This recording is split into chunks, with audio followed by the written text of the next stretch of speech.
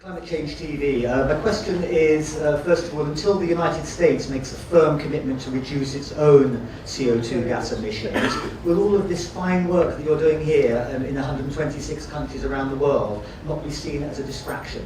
Let me start with the question from CCTV. I think that there are separate issues. There are 2 points that I would make.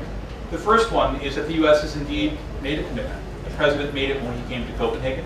We have reaffirmed it. We are looking in the context of future legislation, but we are looking to reduce our emissions by 17% below 2005 levels by the year 2020. That is not the same thing as saying we're also committed to the financing side. And the finance is not tied to a particular number. It's tied to a share of a global effort.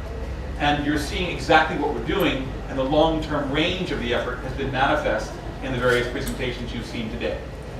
The United States, unlike many other countries, does year-to-year budgeting. So we actually don't do the long-term budgeting that would let us say we can make a commitment for 20 years out. We don't run our budgets that way. What we do is annual budgeting. Because of the way the congressional and constitutional process is set up, our Congress has the annual authority to decide what the budget's going to be. And so we don't have the luxury of some of making these long-term commitments. I think that a point that Elizabeth made is worth underscoring. We are looking to find ways to make these investments profitable.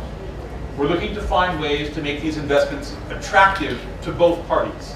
That means to us at home, and that means to our partner countries. Because when we do that, there's enormous leverage in the continuity of the program. If we create things that don't have that value, we're very unlikely to make them work. And you're hearing from us a great deal of how we've done that. So we've got programs that bring American investors into the international world, where they can add value on both sides. We're bringing programs to countries with whom we have strong bilateral relations, and with whom we'd like stronger bilateral relations, because those give us long-term incentives to stay engaged in a global community.